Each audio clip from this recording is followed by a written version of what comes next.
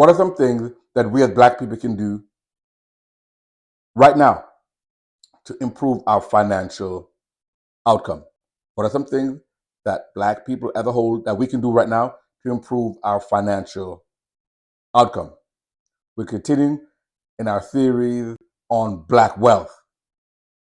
Today's episode, we're talking about 11 things that we as Black people can do right now to improve our financial outcome. Number one, the number one thing we can do to improve our financial outcome right now is to humble ourselves. Look around, smell the coffee, realize the situation we are in. In every metric, in every financial metric, we're at the bottom. We're at the bottom of home ownership, businesses, it's almost non-existent. We're at the bottom of Black businesses. We're at the bottom in terms of reading, in terms of academic achievement, in terms of salary, in terms of net worth. So the first thing we have to do is humble ourselves and realize that we are in a jam. We are in a jam right now. We know some of the reasons why we're in the jam we are in. Slavery, Jim Crow, redlining, all of that is true, but we are in a jam right now. And I'll tell you right now, Superman is not coming to save us. A lot of us look around and nobody's coming to help us. So we better start looking around and see what can we do to help ourselves. So the first thing we have to do is humble ourselves and realize the situation that we're in. Number two, the second thing we have to do as a community is we have to stay out of the criminal justice system. We have to stay out of the criminal justice system because once you get in the criminal justice system, you know that you're going to get unequal treatment. They say you'll get more time, longer sentence if you have the equivalent amount of crack cocaine than if it was in powdered cocaine. So crack cocaine and powder cocaine, the crack cocaine will get the harsher sentence. That's the cheaper of the two and the one most likely to be sold by Black people that get arrested for drug selling.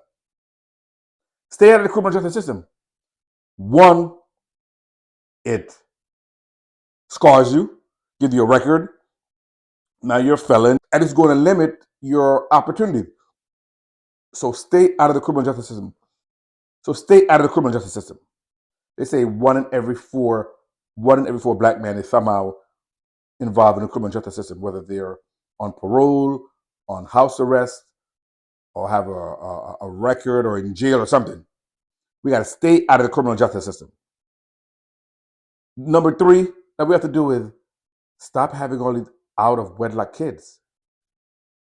Number three, stop having all these out of wedlock children. We have to do the best we can because we know that these things do tie into and have an impact on our financial outcome. Multiple kids, child support, broken families, police record, criminal record. All those things are going to adversely affect your ability to have the financial outcome that you'd like, all right? It might have been something that was done when you were a teenager or when you're in your early 20s, and now you are 30 and 40 and it's still affecting you. So we got to do the best we can to avoid those things. It seems like they're not related to finances, but they are. Number four, we have to commit to increase our financial education. We know that the school is not teaching us. We know that our family is not teaching us. I'm glad you're watching the MD Investor because that's one way to increase your financial education. Our circle that we're in do not talk about personal finance in terms of building wealth. All they complain about is trying to pay the bills. They're trying to keep the lights on. They say you are the average of the 5 closest people around you. Who are you around? What are their views in money? What are their views in wealth? What is your strategy and plan? That stuff will affect you. What are you reading? What do you listen to? So commit to increase your financial education. Watching this program is a great way to go. You can read books, right? You can read books. Books like The Simple Path to Wealth by J.L. Collins, Rich Dad, Poor Dad, The Richest Man in Babylon. These are books that you can read to increase your financial IQ, okay? Get you thinking about investing. So the authors of the book could almost become like a mentor. You may not have one in real life, but because you're reading and consuming this information and listen to podcasts and YouTube channels like the MD Investor, what it's going to do is increase and feed your mind. I would appreciate a subscription on YouTube. We're trying to get this content out to more people so we can help more people. Thanks for the 118 subscribers, old and new, that helped me smash the 100 mark. Now we're on our way to 200. So definitely give me a subscription on YouTube and send this content to others in your circle that may benefit from this kind of information. So where are we now? We did 4. I guess number 5. Number 5. The fifth thing that we can do with the Black community to increase our financial outcome is to the fifth thing that we can do to improve our financial outcome is to become proficient in a field that pays well. Become proficient into a well-paying field that's in demand. You know, the STEM field, right? So science, technology, engineering, math. One thing when I went to college that we noticed was that a lot of the African American people, they were all in the social sciences. I'm not saying anything wrong with getting a degree in German philosophy or whatever, but you got to be practical as well in the sciences, such as the pharmacy program, physical therapy, occupational therapy, nursing, engineering. You didn't see a lot of the African Americans in there. A lot of them would all go towards the social sciences and communication and so on. Not to say that there's anything wrong with that, but we have to start going to where the money is. There's this common refrain out there that says, "Do what you love, and you will never work a day in your life." I don't know if I agree with that because a lot of these kids love video games, they love YouTube, and it's really a small portion of people who are making a good living in those fields, in the sports field, and in the entertainment field, and the small portion. The majority of people are not. So I would say become proficient in a field that's in demand and well.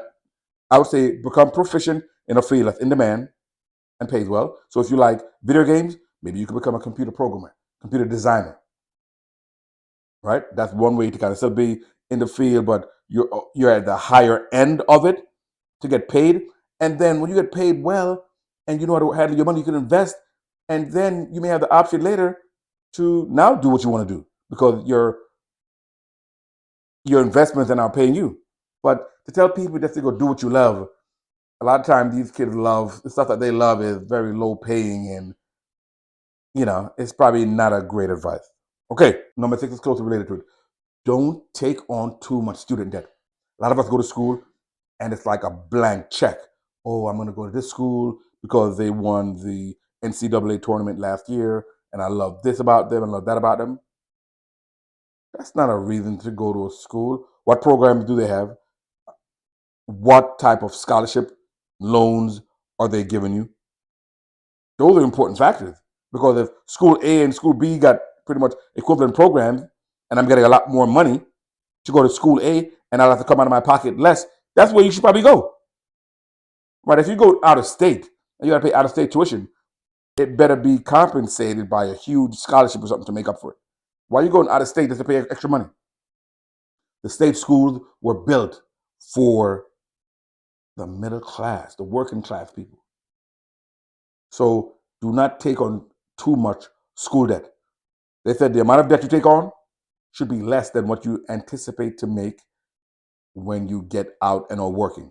So you have $100,000 student debt and you have a degree in German philosophy and you're going to make $25,000 a year. That makes no sense. Don't take on too much debt. And a lot of us parents are to blame too. Little Junior wants to go to the school for two. Little Junior wants to go to the school for $100,000, and you're like, sure, my baby gets whatever they want. No, you're there to advise them. They're 17, 18 years old. Don't let them talk about they're going to go to the school for $100,000 to study German philosophy. No, no. Number 7, let your adult kids, when they finish school and everything, let them stay home longer. You hear a lot of people talk about, oh, I can't wait till they get 18 to kick them out. No, that makes no sense. Why you want to do that? You're going to have these kids out here, 21, 22, 23, paying $1,500 a month rent, $2,000 a month rent. That's pretty much eating up all of their income. No, let them stay home longer. They're not married. Let them stay home longer. A lot of people might say I'm old fashioned or whatever, but a lot of these kids don't really need to be living on their own really until they're married. A lot of them, right? Because all they're doing is wasting money given to a landlord for years and years and continuing their partying way, right? That they did in college, right? Live on your own from 23 to 31, paying rent for no reason. They're not building any equity. No, stay at home. The money that you were going to get to the landlord, put it in your investments. The money that you were going to get to your landlord, put it in your investments. Have some arrangements with your parents. Maybe you'll pay a portion for food or whatever, but put the most of that money into your investments so that you can have money for a down payment for a home in a couple of years. Don't give it away all the way. Don't give it all the way to a landlord. So let these kids stay home longer, okay? And even when they do go out, you have 2, 3 kids, 4 kids. Maybe they could go out and get a place together, get a duplex together, and then rent, live in one unit and then rent out a part of it. Get a triplex together. We got to start thinking instead of just do it the way everybody does it. Get an apartment, rent, give the money away. No.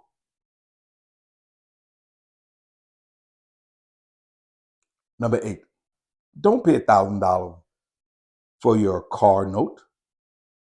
Don't. Number 8, don't pay $1,000 a month for your car note. Do not pay $1,000 a month for your car note. You may say that sounds extreme. No, car notes, they're getting up there right now. That goes back to number 1. Humble yourself. Today, I saw a little fender bender, right? The area in which I was in the Bronx, New York. Not a rich area by any stretch of the imagination, working class people. And the woman one of the women whose car got within the fender bender, she was in a red, I believe it was a red Mercedes. And I just looked at it and shook my head. I said, I wonder how much a month she's paying for that. And I wonder where did she live. I wonder how much debt she had. I wonder how much assets she had. I wonder how much investment she had. Because I know that car note got to be big, probably close to the rent that she's likely paying. Humble yourselves and do not go crazy over a car. It is a liability. Get a used car, something reliable, 2 years old, 1 or 2 years old, right? Still under warranty. The average millionaire drives a car that's about 1 to 2 years old. Our problem is that the problem with poor people is that they act like they're rich before they are. And because of that, they never get there. Rich people act like they're poor. That's how they maintain their wealth. I thought that was funny. So no $1,000 car note, no 900, no 800, no 700. Try to save it up and buy it in cash. And if you want to do a car note, something reasonable, something used. Number 9. Number 9. Start investing in your employer-sponsored 401k early. From the first day you got your job, you start investing in that to get the match. Pick the best funds among the choices that you can, preferably something in the S&P 500, preferably something that tracks the S&P 500 or the total stock market fund. You want to do that early, right? You want to go up to the match, get that free money, okay? Because if you don't invest, you're not eligible to get the match. 10th thing that we want to do after we invest in our employer-sponsored 401k is to invest in a Roth IRA. You won't get a tax deduction, but that money will grow tax-free. Invest in a Roth IRA. For the majority of people, you'll be below the income level. Invest in a Roth IRA. There is no required minimum distribution like in a traditional IRA or a 401k. That means you will not be forced to take out the money at age 72 and a half. That money can grow tax-free for decades and decades. Again, you want to do that. You want to do that when you're very young, get your first job, okay? All you need is earned income to do that. So if you have young children, teenagers that are working at McDonald's, working in the mall, working in a movie theater, you can open a Roth IRA for them. It's a powerful, powerful wealth building strategy. And then I guess we'll call this 10B, is to open and fund a taxable brokerage account. This has nothing to do with your job. You're just funding it because you realize that I need to increase more assets. Whether you're investing in the S&P 500, whether you're investing in a dividend ETF, invest in a taxable brokerage account. All these things can help us get to a better place financially as a community. And number 11, or the 11th thing I have listed to help us on our financial journey as a community, is do not try to keep up with the Joneses. Avoid lifestyle creep. So your friends are on social media and they're flying here and they're going here. Don't try to keep up with them. You don't know the situation. They may be broke. They may have no assets. They may be in debt. They may be charging all of this and paying exorbitant interest. Do not try to keep up with the Joneses. Avoid lifestyle creep. So I believe if we do all of those together, we're going to see that we are in a much better place in time to come. So let's quickly go over it. Number 1, humble ourselves. Realize the situation where we are. Superman is not coming for us, and we have to do it on our own. Number 2, avoid criminal activity, especially when we're younger. And I would add to that, avoid alcohol and drugs, because that can lead to lifelong problems. Number 3, we want to avoid having children out of wedlock, because that leads to broken families and child payment, and it just decreases wealth. Number 4, commit to financial education, which you are already doing by watching the MD Investor. And don't forget to subscribe on YouTube. We're trying to get this content out to as many people as possible, try to help as many people as possible, trying to get our subscriber count up, try to get to that 200 mark. I appreciate your help. And send the link to people in your circle that you think may benefit. Number 5, prepare to be proficient in a high-demand, high-paying career. Okay? Prepare to be proficient or skilled in a high-demand, high-paying career. All right? You want to go out there and get paid for what you're worth. The more you get paid and your lifestyle, you keep it down, the more money you have to invest. Number 6, don't take on too much student debt. Don't do that. Number 7, stay at home longer.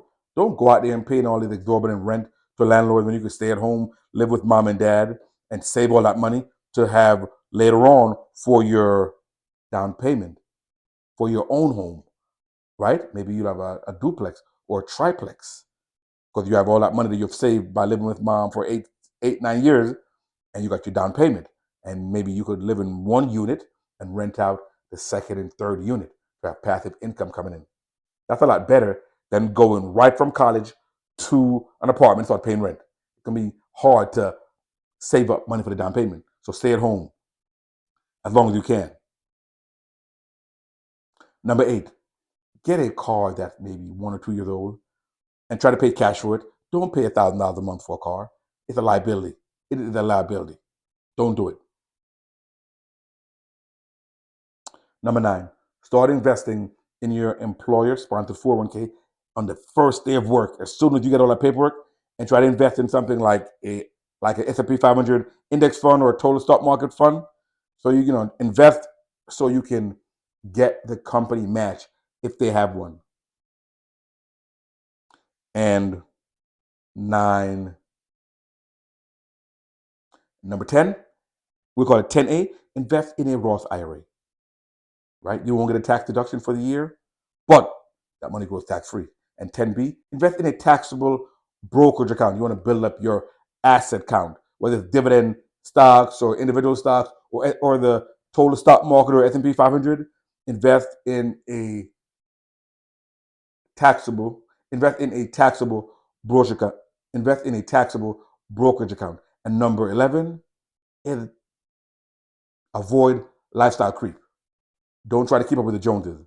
Okay? They can do whatever they want to do. They want to go fly here, drive here, sail here, buy this, wear that. That's their problem. You're not in their pocketbook. You don't know what they're doing. But concentrate on yourself, building up your asset column, lowering your liability, increasing your cash flow, and buying assets. I would appreciate a subscription on YouTube. So we're trying to get to 200. Again, this is another installment in our series on Black wealth. And again, you're watching the MD Investor, and I'll see you on the next one.